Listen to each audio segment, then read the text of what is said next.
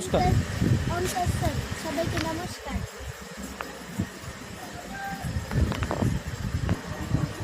1 2 3 সবাইকে নমস্কার। আমার নাম দলিয়ান বর্মা।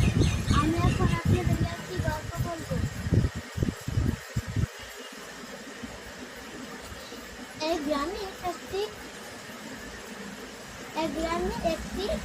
লোক বাস করতেন। তিনি কাঠ কেটে সংসার চালাতেন। প্রতিদিনের মতো তিনি এক জঙ্গলে গেলেন।